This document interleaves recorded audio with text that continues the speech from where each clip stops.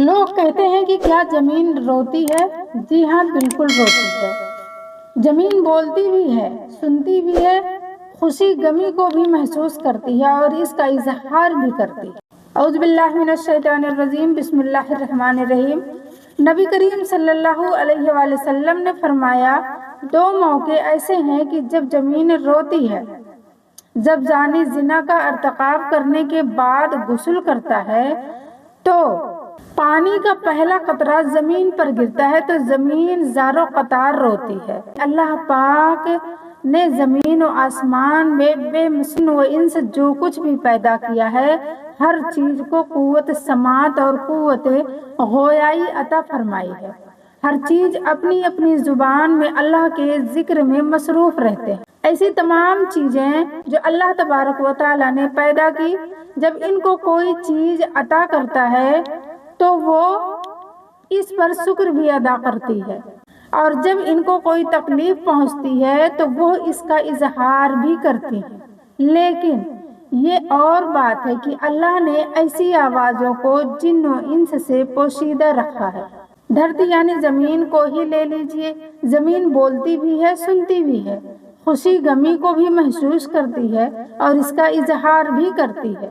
نبی کریم صلی اللہ علیہ وآلہ وسلم نے فرمایا، دو موقع ایسے ہیں کہ جن پر زمین روتی ہے۔ پہلا موقع یہ ہے کہ جب ناحق کسی کا خون بہایا جاتا ہے، مقتول کا قطرہ زمین پر گرتے ہی زمین پکارتی ہے، الہی مجھے اجازت دے تاکہ میں قاتل کو ابھی نگل جاؤں۔ آواز آتی ہے، ذرا صبر کر، یہ تیرے اندر ہی آئے گا۔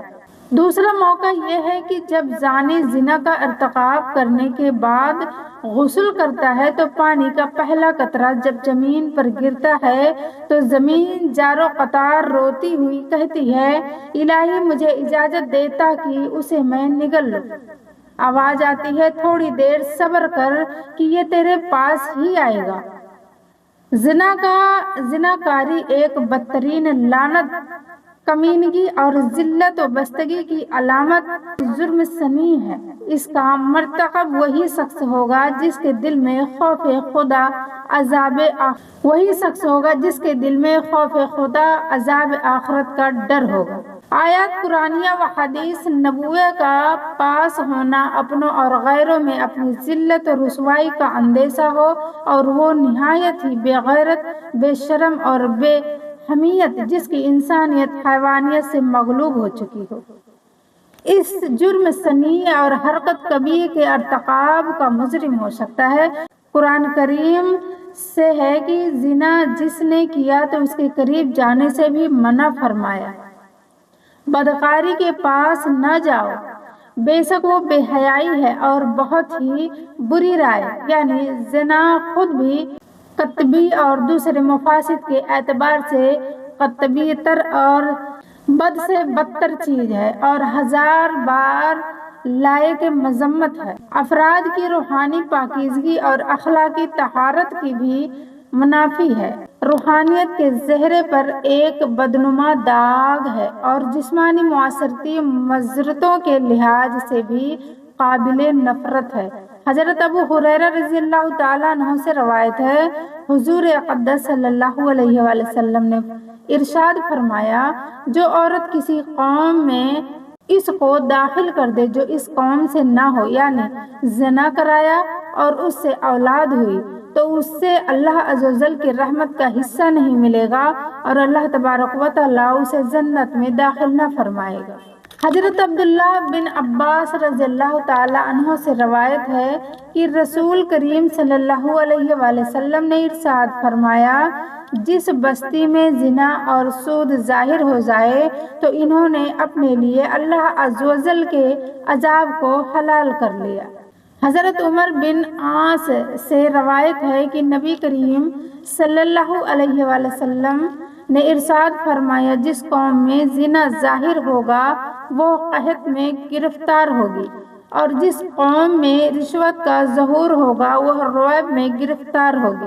حضرت برید رضی اللہ تعالیٰ عنہ سے روایت ہے، سرکار دو عالم صلی اللہ علیہ وآلہ وسلم نے ارشاد فرمایا، ساتوں آسمان اور ساتوں زمینیں بوڑھے زانی پر لعنت کرتے ہیں، اور زانیوں کی شرمگاہ کی بدبو جہنم والوں کو ایذا دے گی۔ نبی کریم صلی اللہ علیہ وآلہ وسلم نے فرمایا، زنا سے 6 باتیں ظہور پذیر ہوتی ہیں، 3 دنیا میں 3 آخرت میں۔ دنیا میں زانی کا چہرہ سیاہ ہو جائے گا، اس کے رزق میں تنگی آئے گی اور عمر سے برکت نکل جائے گی۔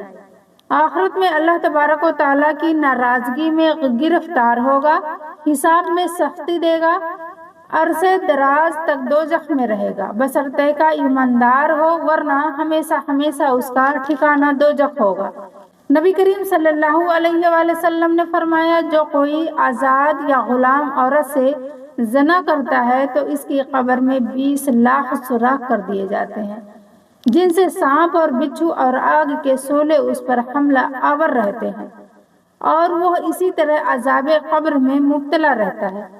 نبی کریم صلی اللہ علیہ وآلہ وسلم نے فرمایا، 3 قسم کے آدمیوں پر اللہ تبارک و تعالی نظر رحمت نہیں فرمائے گا: بوڑھا زانی، جھوٹی تقریریں کرنے والا حکمران، اور تکبر کرنے والا فقیر۔ سید عالم صلی اللہ علیہ وآلہ وسلم نے فرمایا، زنا سے 80 سال کی نیکیاں برباد ہو جاتی ہیں، اور دوزخ میں ایک کنواں زانیوں کے لیے تیار کیا ہے، جس میں انہیں عذاب دیا جاتا رہے گا۔ اس کنویں کا نام حاویہ ہے۔ اس سے اگر ایک ذرہ نکال کر دوزخ کے دوسرے حصوں میں ڈالا جائے تو وہ اس سے جل جائے۔ کسی انسان کا قتل کرنا کتنا بڑا اور قبیح عمل ہے۔ حدیث سن لیجئے، حضرت ابو سعید رضی اللہ تعالی عنہ اور حضرت ابو ہریرہ رضی اللہ تعالی عنہ سے روایت ہے کہ حضور نبی کریم صلی اللہ علیہ وآلہ وسلم نے مومن کے قاتل کی سزا جہنم بیان کرتے ہوئے ارشاد فرمایا، اگر تمام آسمان و زمین والے کسی ایک مومن کے قتل میں شریک ہو جائیں تب بھی یقیناً اللہ تبارک و تعالیٰ ان سب کو جہنم میں جھونک دے گا۔ قتل و غارت گیری، خون خرابہ، فتنہ و فساد اور ناحق خون بہانا اتنا برا جرم ہے کہ قیامت کے دن اللہ تبارک و تعالیٰ ایسے مجرموں کو سب سے پہلے بے نقاب کر کے قیفر کردار تک پہنچائے گا۔ حضرت عبداللہ بن مسعود رضی اللہ تعالیٰ عنہ بیان کرتے ہیں کہ حضور نبی اکرم صلی اللہ علیہ وآلہ وسلم نے خون ریزی کی شدت بیان کرتے ہوئے ارشاد فرمایا، قیامت کے دن سب سے پہلے خون ریزیت کا فیصلہ سنایا جائے گا۔ حضرت عبداللہ بن عمر سے روایت ہے کہ نبی کریم صلی اللہ علیہ وآلہ وسلم نے باہمی خون خرابہ اور لڑائی جھگڑے کی تباہ کن نتائج سے خبردار کرتے ہوئے فرمایا کہ قتل و غارت گری اتنا بڑا جرم ہے کہ اگر کوئی فرد یا طبقہ اس میں ایک مرتبہ ملوث ہو جائے تو پھر اسے اس سے نکلنے کا راستہ نہیں ملے گا۔ حضرت انس رضی اللہ تعالی عنہ سے روایت ہے، تاجدار رسالت علیہ السلام نے ارشاد فرمایا، بڑے کبیرہ گناہوں میں سے ایک کسی جان کو ناحق قتل کرنا باب نول اللہ تعالی ومن احیا، کسی مسلمان کو ناحق قتل کرنے والا قیامت کے دن بڑے خسارے میں رہے، بڑے خسارے کا شکار ہوگا۔ حضرت ابو بکر رضی اللہ تعالیٰ عنہ سے روایت ہے، نبی کریم صلی اللہ علیہ وآلہ وسلم نے ارشاد فرمایا، اگر زمین میں و آسمان والے کسی مسلمان کے قتل پر جمع ہو جائیں۔